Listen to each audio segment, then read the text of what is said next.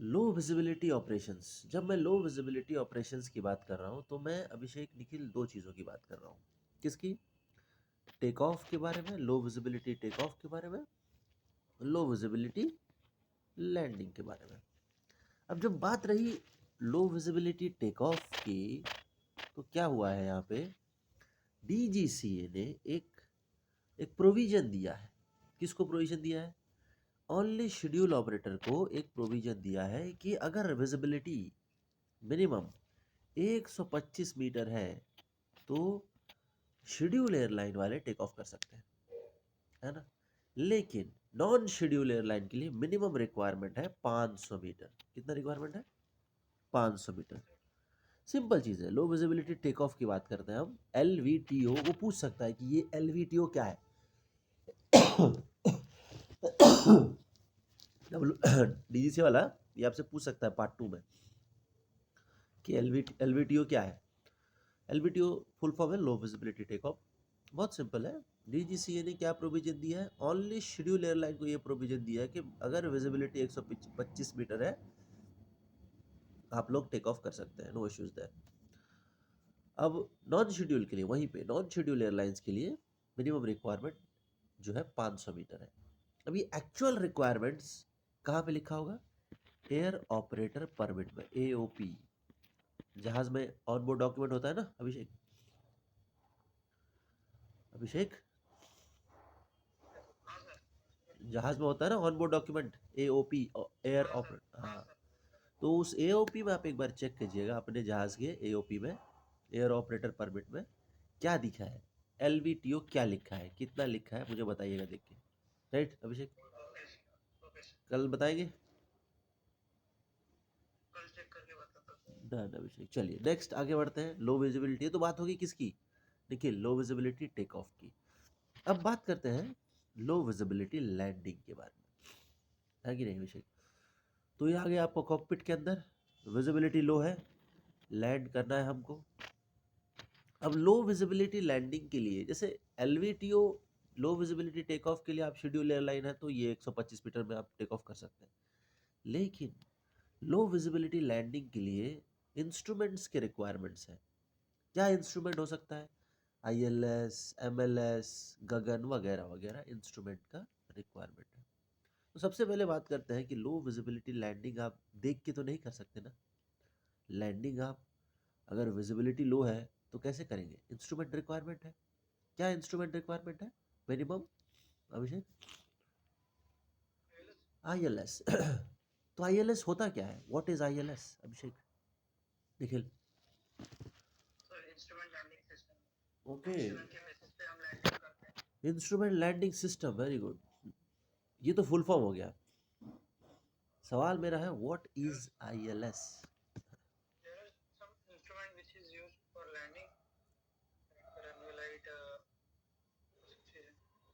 नहीं नहीं ऐसा नहीं। ये अपने कॉलेज में पढ़ा होगा निखिल, अभिषेक? मैं उम्मीद करता हूँ कि आप लोगों ने पढ़ा जरूर होगा कॉलेज में, ऐसा तो नहीं हो। तो बताइए कि ये इंस्ट्रूमेंट लैंडिंग सिस्टम होता क्या है? What is instrument landing system? Abhishek go ahead. हाँ, वेरी गुड। और बताइए।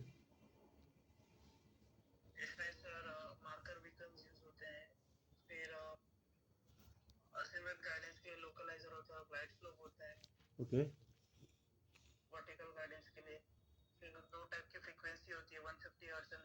वो फ्री। Okay, very good.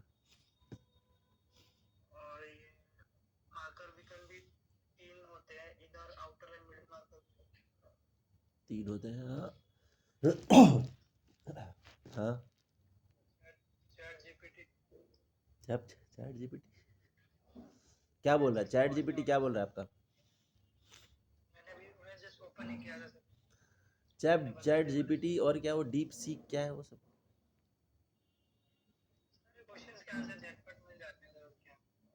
क्या बोल रहा है चैट जीपीटी? क्या बोल रहा है निखिल, बताइए।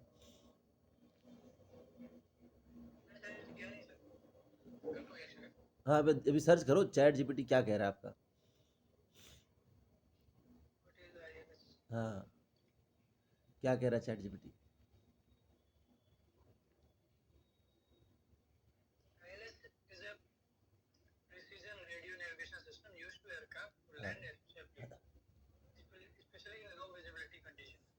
हाँ, ओके,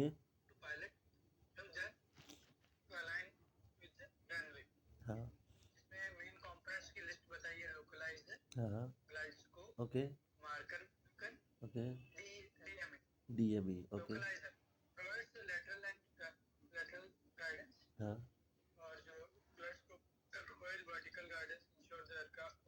हाँ, हाँ,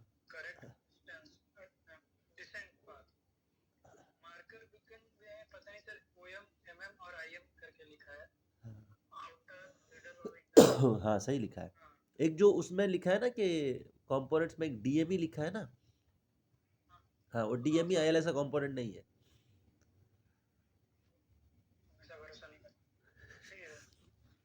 डीएमई आईएलएस का कंपोनेंट है। चलिए तो हम पढ़ते हैं, आइए आईएलएस क्या होता है। Abhishek, Nikhil, ILS instrument landing system, तो हमने क्या पढ़ा था? अगर कोई सिस्टम है तो उसमें क्या क्या चीजें होनी चाहिए?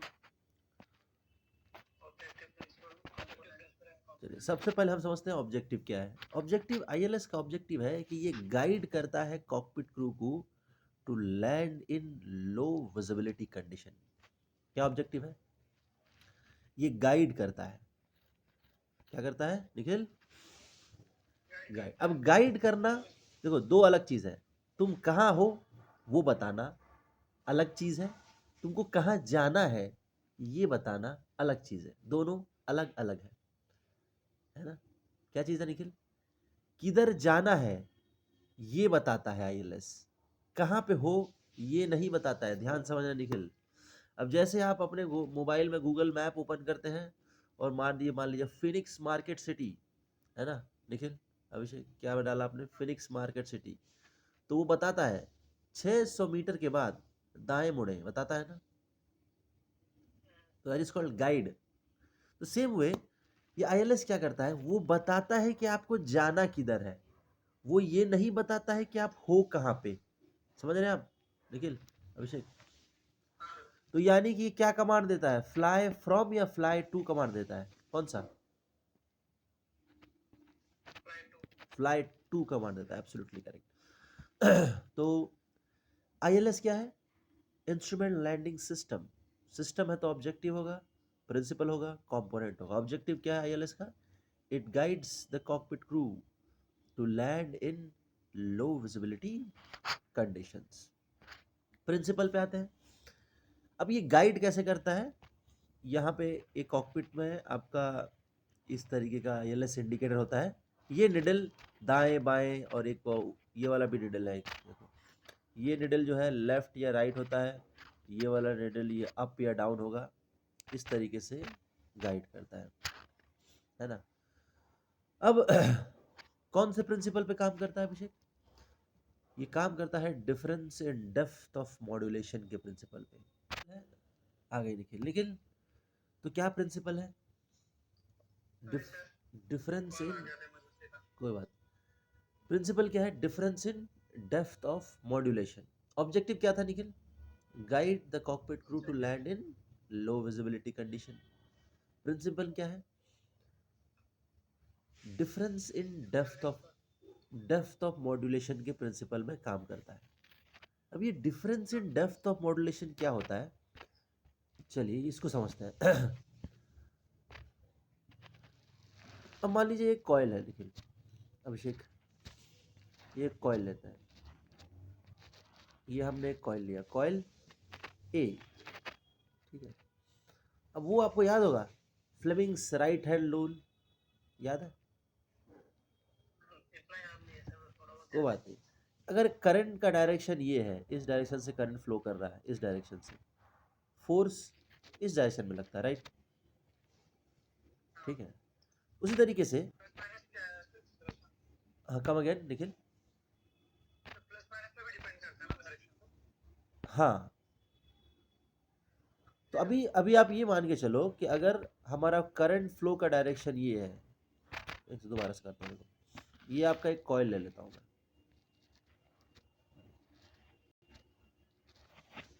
ये हमारा एक कॉइल है, ठीक है ना, इसे हम कहेंगे कॉइल ए। करंट फ्लो का डायरेक्शन ये रहा, flow of current C, force आपका इस डायरेक्शन में लगेगा, राइट, है ना, फोर्स, करंट फ्लो, राइट। चलिए अब हम लेते हैं एक और coil, coil B, black colour का, B for black, B for coil. अब इसका करंट फ्लो का डायरेक्शन ऑपोजिट रखता है, तो फोर्स क्या लगेगा, ऑपोजिट लगेगा, राइट।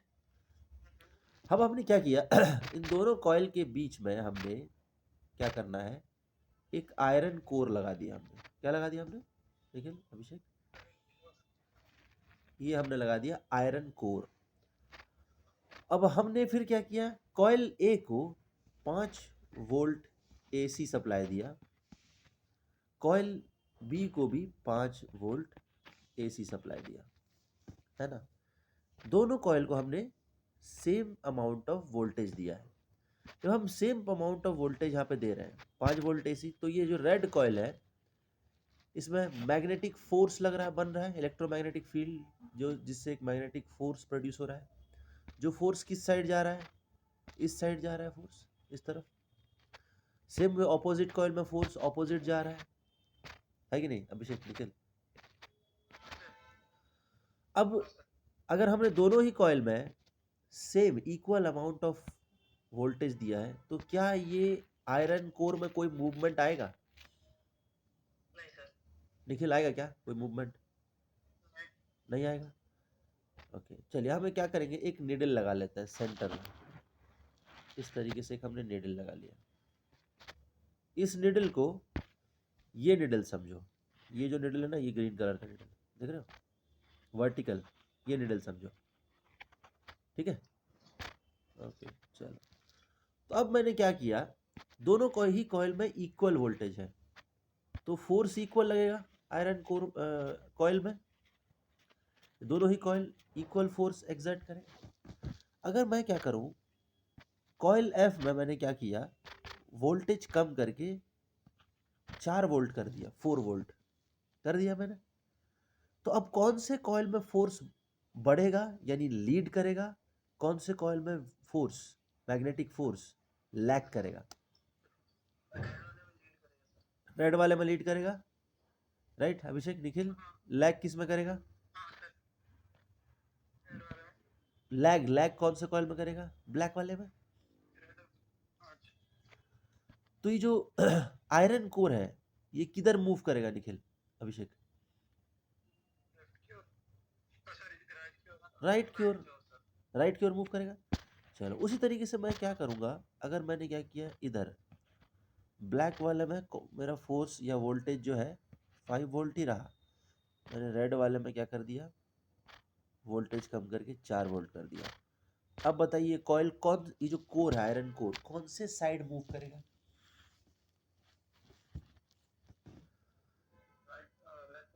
लेफ्ट की तरफ मूव करेगा, यानी रेड कॉइल की तरफ, इस साइड मूव कर जाएगा, करेक्ट है ना। तो इस चीज को कहा जाता है difference in depth of modulation, इसको ध्यान में रखना, है ना, ये मूवमेंट को ध्यान में रखना। उसके बाद हम आगे चल के समझेंगे। Difference in depth of modulation clear है अभिषेक, निखिल। चलो अब 2 चीज हमने देख लिया, आईएलएस का ऑब्जेक्टिव क्या है, it guides the cockpit crew to land in low visibility condition. Principle क्या है, difference in depth of modulation. अब आते हैं कंपोनेंट्स की बात करते हैं। तो मेजरली आईएलएस के 3 कंपोनेंट्स हैं, क्या क्या है, लोकलाइजर, ग्लाइड स्लोप, मार्कर बीकन। कुल मिला के कितने कंपोनेंट हो गए देखिए अभिषेक, हर कंपोनेंट का अपना, हर कंपोनेंट का अपना अपना काम है। जैसे हमारे बॉडी में कितने कंपोनेंट हैं अभिषेक, हाथ पैर नाक मुंह कान आँख सर, हर कंपोनेंट सही सलामत काम कर रहा है तो हम सही सलामत हैं। एक कंपोनेंट में डिफेक्ट आ गया ना तो फिर बहुत दिक्कत हो जाती है ना अभिषेक। तो तो हर कंपोनेंट का अपना अपना काम है। तो चलिए जरा समझते हैं लोकलाइजर का क्या काम है। तो ये जो कंपोनेंट्स हैं, जैसे लोकलाइजर हो गया, ग्लाइड स्लोप हो गया, मार्कर बीकन हो गया, इसके लोकेशंस एयरक्राफ्ट में कहाँ कहाँ है। तो ये जो आप देख रहे हैं नोज में, एयरक्राफ्ट का नोज देख रहे हैं आप, ये वाला, इसे रेडोम कहते हैं। इस रेडोम के अंदर आप जब खोलेंगे तो यहाँ पे आपको ये जो आपको ये टावल रखने वाला दिख रहा है ना, ये टावल रखने वाला, ये हाँ, ये आपका लोकलाइजर का ट्रांसमिट रिसीविंग एंटेना है, एयरक्राफ्ट में लगा हुआ। और ये आपका ग्लाइड स्लोप का एंटेना है, ठीक है, छोटा सा। उसके बाद मार्कर बीकन का एंटेना ये रहा, कहाँ लगा है, इधर एयरक्राफ्ट के बैली में कहीं लगा है।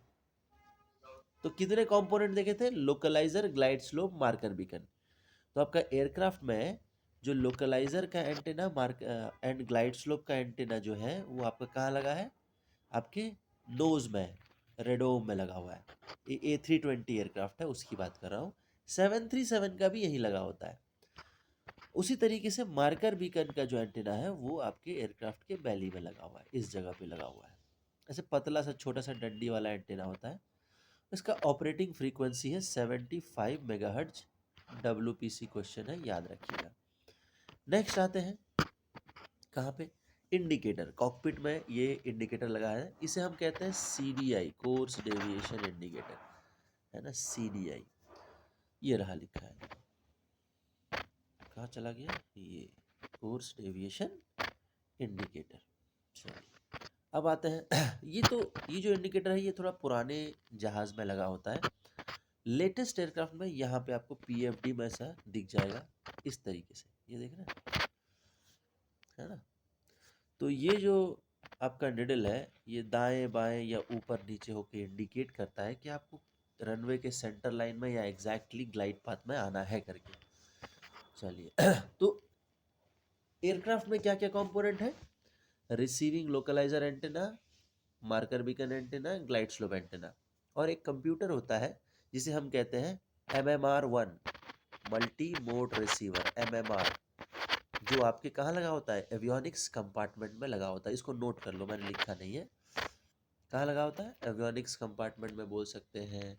737 में उसको बोलते हैं E&E कंपार्टमेंट में।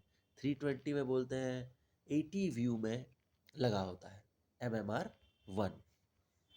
तो एयरक्राफ्ट में कितने कंपोनेंट हो गए, ग्लाइड स्लोप का एंटेना जो आपके रेडोम में लगा होता है, छोटा सा डंडी वाला, ये रहा, है ना। और मार्कर लोकलाइजर का एंटेना ये रहा, मार्कर बीकन का एंटेना यहाँ पे लगा होता है। और जो AT व्यू होता है ना, जो मैंने कहा था इधर होता है जहाँ से कुछ यहाँ पे, या फिर एवियोनिक्स कंपार्टमेंट, वहाँ पे MMR1, मल्टी मोड रिसीवर 1 लगा होता है। राइट निखिल, अभिषेक, क्लियर है इतना। और ट्रांसमिटिंग में ये तो रिसीविंग पार्ट हो गया, एयरक्राफ्ट में सारा रिसीवर लगा होता है। ग्राउंड में लगा होता है ट्रांसमीटर। ये जो लोकेशंस मैं आपको बताऊंगा इंपॉर्टेंट है, WPC वाला पूछता है। तो लोकलाइजर ट्रांसमिटिंग एंटेना लगा होता है रनवे के एंड में, ये पूछता है ट्रांसमिटिंग एंटेना कहाँ लगा होता है, रनवे में, रनवे के एंड में। और ग्लाइड स्लोप का जो एंटेना लगा होता है रनवे के टचडाउन पॉइंट के बगल में, ठीक है। ये सब ग्लाइड स्लोप का एंटेना है, लोकलाइजर का एंटेना है। मार्कर बीकन का एंटेना जो होता है वो लगा होता है रनवे से एक पर्टिकुलर डिस्टेंस पे। 3 मार्कर बीकन होते हैं, inner marker, middle marker, outer marker. अब ये इनर मार्कर लगा होता है रनवे से लगभग 1500 मीटर के आसपास। कितना मीटर के आसपास, 1500 मीटर के आसपास लगा होता है, कौन सा, इनर मार्कर। मिडिल मार्कर कहाँ लगा होता है, रनवे के थ्रेशोल्ड से लगभग आपका 4 से 6 किलोमीटर के आसपास में लगा होता है। आउटर मार्कर 8 से 11 किलोमीटर के आसपास में लगा होता है। 3 चीज़ हो गए। लोकलाइजर का एंटेना कहाँ लगा होता है, रनवे के एंड में। ग्लाइड स्लोप का एंटेना कहाँ लगा रहता है, टचडाउन पॉइंट के बगल में। मार्कर बीकन कहाँ लगा रहता है, रनवे के थ्रेशोल्ड से, यानी रनवे के बिगिनिंग से एक फिक्स डिस्टेंस पे लगा होता है। अब हर एयरपोर्ट में ये जो मार्कर बीकन का डिस्टेंस होता है ना, ये अलग अलग होता है, एक ही नहीं होता है, अलग अलग होता है, वो आपको उनके AIP में मिल जाएगा, एयर ऑपरेटर परमिट में, सॉरी एरोनॉटिकल इंफॉर्मेशन पब्लिकेशन में आपको मिल जाएगा, है ना। ये जनरली ये 1500 मीटर, 4 से 6 किलोमीटर, 8 से 11 किलोमीटर के आसपास में रहता है इनर मार्कर। अब हर कंपोनेंट का अपना अपना काम है ना अभिषेक। तो हम स्टार्ट करते हैं किसके काम से, मार्कर बीकन के काम से। मार्कर मार्कर बीकन का, तीनों मार्कर बीकन का एक ही ऑपरेटिंग फ्रीक्वेंसी है, 75 मेगाहर्ट्ज। कितना ऑपरेटिंग फ्रीक्वेंसी है, 75 मेगाहर्ट्ज। ये मार्कर बीकन का क्या काम है, ये डिस्टेंस बताता है आपको, रनवे से आपका डिस्टेंस बताता है, डिस्क्रीट डिस्टेंस। अभी कोई लीनियर डिस्टेंस, डिस्क्रीट डिस्टेंस में फर्क क्या है।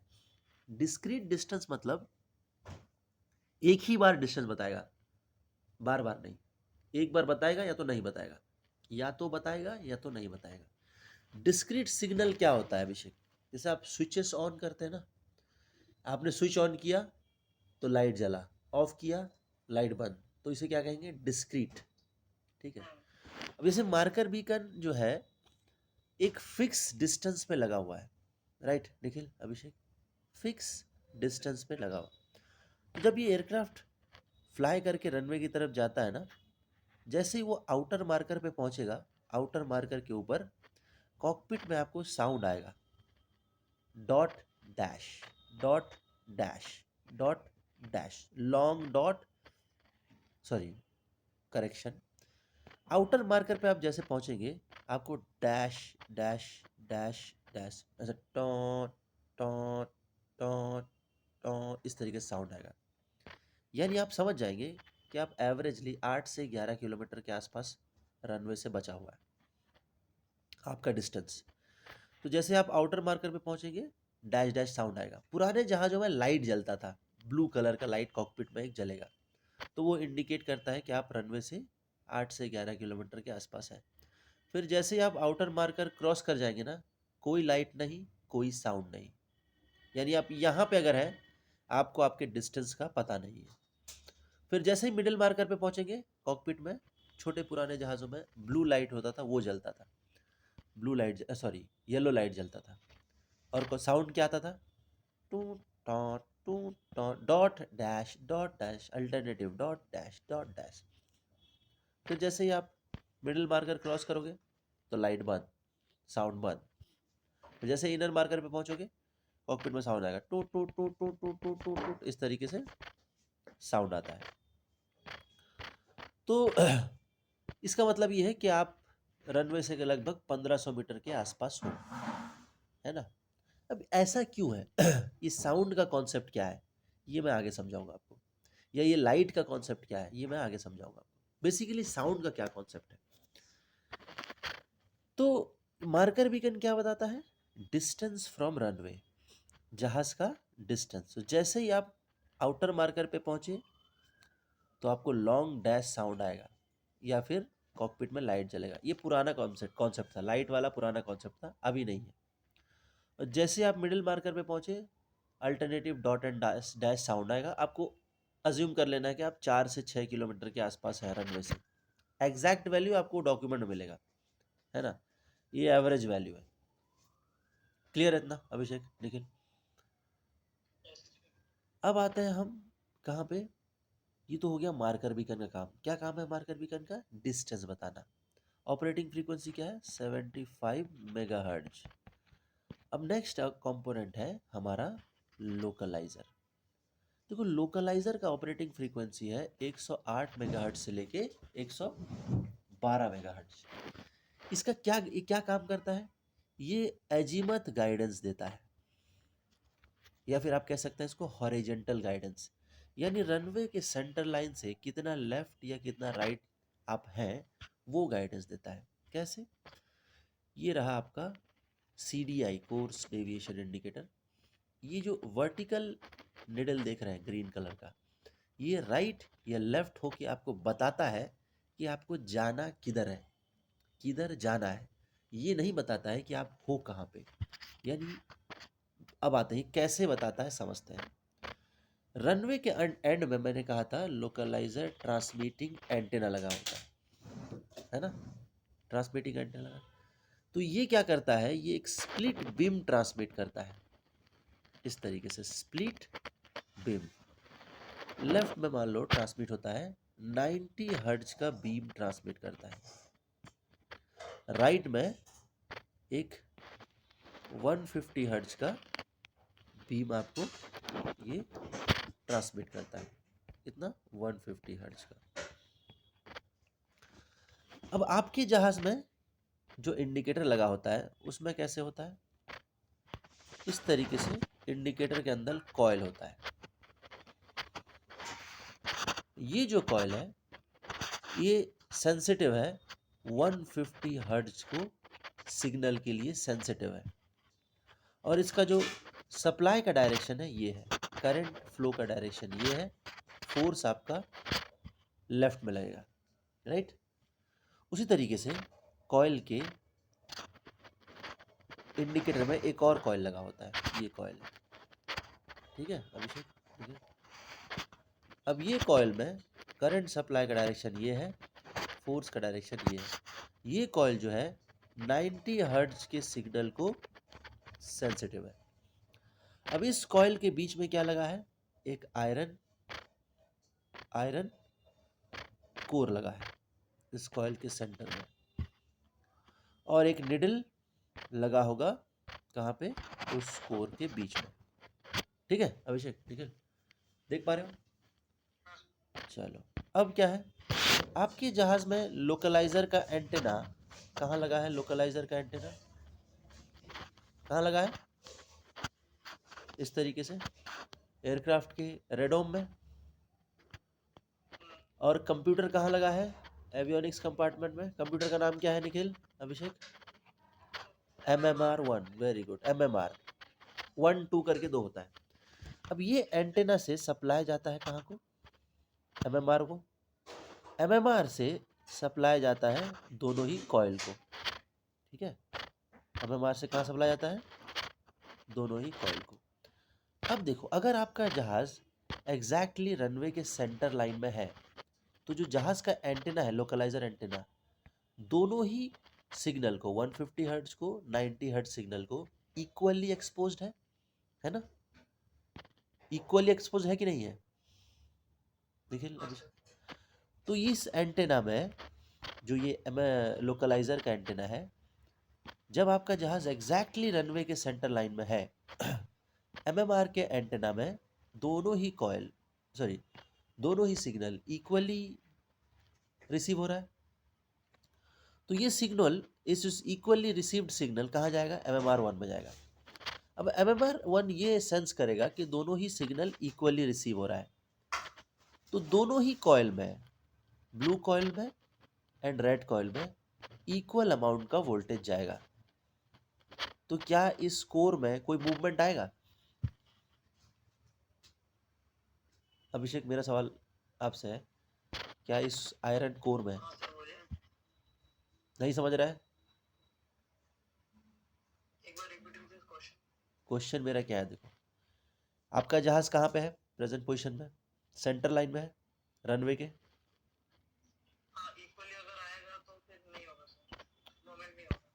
आपका जहाज रनवे के सेंटर लाइन में है, तो जो आपका जहाज में लोकलाइजर का एंटेना लगा हुआ है, तो दोनों ही सिग्नल 150 हर्ट्ज 90 हर्ट्ज, ये मॉड्यूलेटिंग सिग्नल है।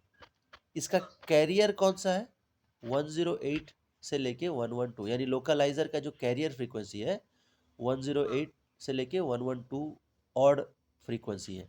इसी कैरियर फ्रीक्वेंसी के अंदर ये दोनों सिग्नल आ रहा है, 90 हर्ट्ज एंड 150 हर्ट्ज। तो अब ये दोनों ही सिग्नल इक्वली रिसीव होगा इस लोकलाइजर के एंटेना में, और लोकलाइजर का एंटेना आपको ट्रांसमिट करेगा कहाँ पे, सिग्नल को फॉरवर्ड MMR को। MMR सेंस करेगा कि दोनों ही सिग्नल इक्वली रिसीव हो रहा है, तो दोनों ही कॉइल में, रेड कॉइल ब्लू कॉइल, दोनों ही कॉइल में सेम वोल्टेज जाएगा। तो निडल, क्योंकि अब कोर में इक्वल फोर्स लग रहा है तो मूव नहीं होगा। अब मान लीजिए किसी वजह से आपका जहाज रनवे के सेंटर लाइन से दाएं चला गया, राइट की तरफ चला गया, किधर भी चला गया, राइट लेफ्ट किधर भी जा सकता है। जब राइट पे चला गया तो कौन सा सिग्नल ज़्यादा रिसीव होगा, कौन सा सिग्नल कम रिसीव होगा? तो ब्लू वाला सिग्नल ज़्यादा रिसीव होगा। जो चीज़ कहाँ सेंस होगा, आपके एंटेना में सेंस होगा। वो एंटेना आपको कहाँ ट्रांसमिट करेगा? MMR1 में ट्रांसमिट करेगा। अब MMR में क्या रिसीव हो रहा है? जो 150 हर्ट्ज का सिग्नल ज़्यादा रिसीव हो रहा है, तो अकॉर्डिंगली ये 150 हर्ट्ज का जो कॉयल है उसमें ज़्यादा वोल्टेज प्रोड्यूस करेगा। तो निडल का मूवमेंट कौन से डायरेक्शन में होगा? लेफ्ट साइड निडल मूव करेगा। लेफ्ट साइड निडल मूव करके क्या इंडिकेट कर रहा है? फ्लाई टुवर्ड्स, आपको लेफ्ट में जाना है, तभी आप रनवे के सेंटर लाइन में आ सकते हैं, राइट, है ना। चलिए अभी इस सेम सिनारियो को, अभी जहाज़ आपका कहाँ पे है? सेंटर लाइन में है, तो आपको जो इंडिकेटर होगा वो सेंटर में होगा। अब वो जहाज़ किसी वजह से देखिए रनवे के राइट में चला गया ना, तो ये निडल कहाँ चला गया? जो लोकलाइजर का निडल है किधर गया? लेफ्ट जाके क्या बोल रहा है? Fly to left, correct, fly to left बोल रहा है। तो यानी ये फ्लाई टू कमांड दे रहा है। कैसे काम कर रहा है समझ में आया निखिल, अभिषेक? उसी तरीके से ये तो लोकलाइजर का ऑपरेटिंग फ्रीक्वेंसी क्या है? 108 से लेके 112 मेगाहर्ट्ज ऑड, है ना। अब आते हैं ग्लाइड स्लोप की बात करते हैं। ग्लाइड स्लोप क्या गाइडेंस देता है? एलिवेशन गाइडेंस, यानी आप इसे कह सकते हैं वर्टिकल गाइडेंस, कि आप रनवे के ग्लाइड पाथ से कितना ऊपर या कितना नीचे। कैसे इंडिकेट करता है? इस वाले निडल से, horizontal needle against this indication.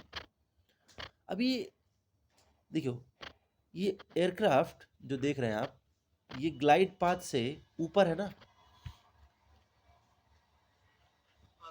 तो निडल क्या बता रहा है, किधर जाना है बता रहा है अभिषेक, निखिल? फ्लाई डाउन बता रहा है। ये कैसे बताता है? जिस तरीके से लोकलाइजर का एंटेना रनवे के एंड में लगा था, ग्लाइड स्लोप का एंटेना टचडाउन पॉइंट के बगल में लगा होता है। वो भी एक स्प्लिट बीम ट्रांसमिट करता है। एक बीम जो होगा ये 90 हर्ट्ज का बीम होगा ऊपर, और एक और बीम होगा किसका? 150 हर्ट्ज का। ये दोनों ही मॉड्यूलेटिंग फ्रीक्वेंसी कौन से सिग्नल में आता है, कैरियर में आता है? 329 मेगाहर्ट्ज से लेके 335 मेगाहर्ट्ज के बीच में, है ना। ये हो गया आपका कैरियर फ्रीक्वेंसी, ऑपरेटिंग फ्रीक्वेंसी। ये हो गया उसके अंदर का मॉड्यूलेटिंग फ्रीक्वेंसी। अब सेम वे आपके जहाज़ में जो इंडिकेटर लगा होता है उसमें जो कॉइल होता है, एक इस तरीके से कॉइल लगा होगा इंडिकेटर में। ये जो कॉइल है ये सेंसिटिव होगा 150 हर्ट्ज के सिग्नल को, सेंसिटिव होगा।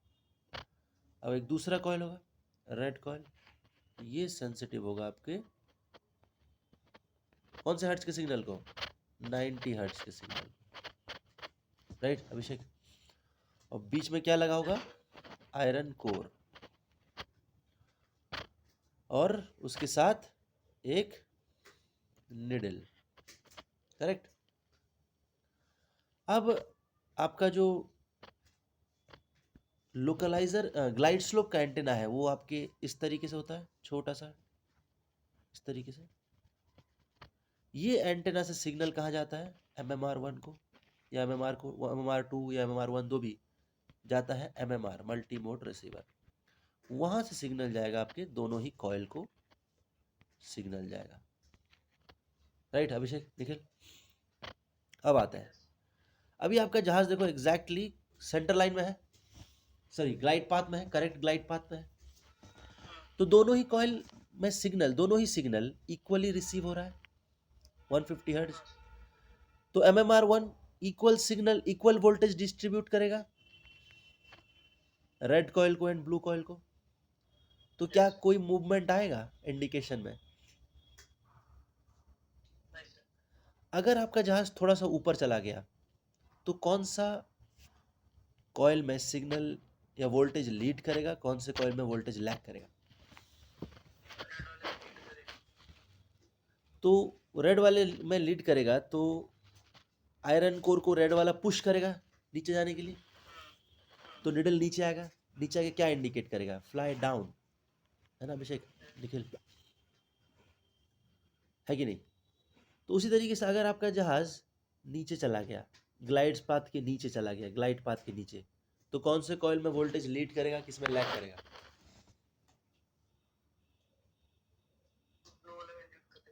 ब्लू वाले में लीड करेगा। तो निडल कहाँ जाएगा?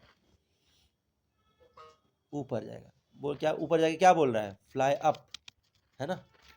जैसे यहाँ देखो, अब इसका रियल में सिनेरियो देखो, अभी आपका जहाज कहाँ है? ग्लाइड पाथ के ऊपर है कि नीचे है? तो निडल क्या कमांड दे रहा है? तो ये एयरक्राफ्ट का जो ILS है, ये कौन सा कमांड देता है? फ्लाई टू या फ्लाई फ्रॉम? Fly to. ये WPC DGC में क्वेश्चन भी आता है आपका, मॉड्यूल्स में आता है ना। चलो, तो कुल मिला के बात अभी हम सम करते हैं ये कि ILS क्या है? Instrument landing system. क्या करता है? गाइड करता है कॉकपिट क्रू को land in low visibility condition. कौन से प्रिंसिपल पे काम करता है Nikhil? Difference in depth of modulation. समझ में आया ना? Difference in depth of modulation क्या होता है? अब क्या क्या कंपोनेंट है इसके?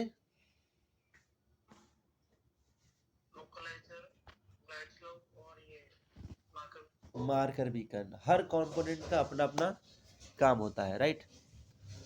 लोकलाइजर का काम क्या है? एजिमथ गाइडेंस देना। मार्कर भी ग्लाइड स्लो का क्या काम है? एलिवेशन गाइडेंस देना। मार्कर भी का क्या काम है? मार्कर बी का काम है डिस्क्रीट डिस्टेंस बताना। अभिषेक, okay.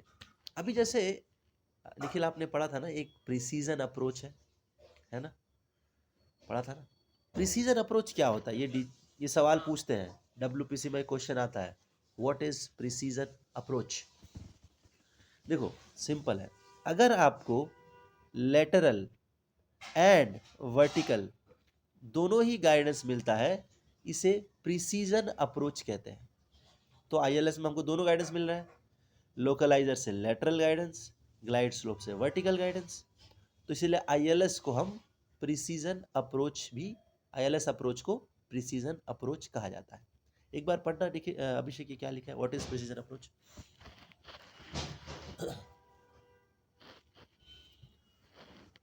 Abhishek, what is precision approach? पढ़ना इसको।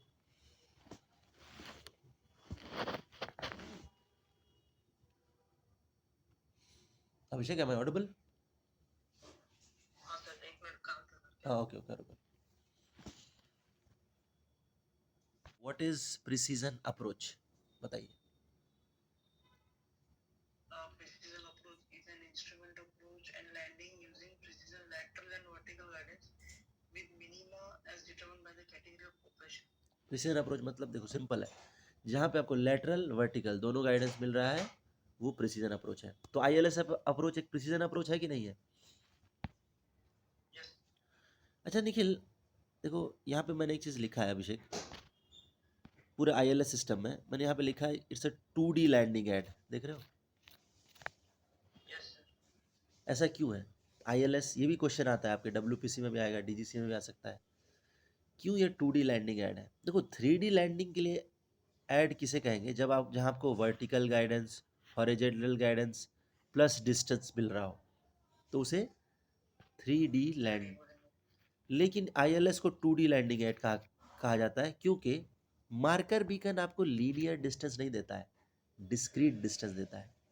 यानी अगर आप आउटर मार्कर पे हो तो आपको पता चलेगा कि हाँ कॉकपिट में साउंड आएगा लॉन्ग डैश, तो आपको पता चलेगा कि हाँ मैं 6 से 8 से 11 किलोमीटर के आसपास हूँ रनवे से, है ना निखिल, अभिषेक? लेकिन जैसे आप आउटर मार्कर क्रॉस करते हो, तो क्या आपको यहाँ पे कुछ डिस्टेंस का आइडिया है? अभिषेक है क्या यहाँ पे डिस्टेंस का आइडिया निखिल? हाँ सर बोलिए क्या बोलिए। नहीं उधर बीच में नहीं। नहीं है ना बीच में। तो इसी वजह से ये 2D लैंडिंग ऐड है, 3D नहीं है। इसी वजह से ये 2D लैंडिंग ऐड है। अगर आपको लीनियर डिस्टेंस का गाइडेंस मिलता ना कि आप यहाँ पे हैं 3 नॉटिकल माइल 4 नॉटिकल माइल, पूरा लीनियर डिस्टेंस मिलता तो उसे हम 3D लैंडिंग ऐड कहते हैं, हाँ सर। है ना? ओके। अब ये क्या ऑब्जेक्टिव है कि मार्कर बीकन के ऊपर होगा तो साउंड आता है कॉकपिट में? देखो ये एक ना अटेंशन को डिवाइड करने का, या फिर आपके पायलट के ब्रेन को अलग अलग इंफॉर्मेशन अलग अलग सेंसेस के थ्रू दिया जाता है। जब आप लैंडिंग के लिए आते हो, आपका प्राइमरी फोकस जो होता है आँखों का, वो आपके निडल्स पे होता है, लोकलाइजर के निडल एंड मार्कर बीकन के निडल पे। उसके साथ साथ आपको डिस्टेंस भी देखना पड़े तो वो डिवाइडेड अटेंशन हो जाएगा। तो इसीलिए डिस्टेंस का इंफॉर्मेशन जो है आपको भेजा जाता है कानों के थ्रू आपके ब्रेन तक। यही वजह है वहाँ पे साउंड इफेक्ट्स का इस्तेमाल किया गया है। क्लियर है निखिल, अभिषेक?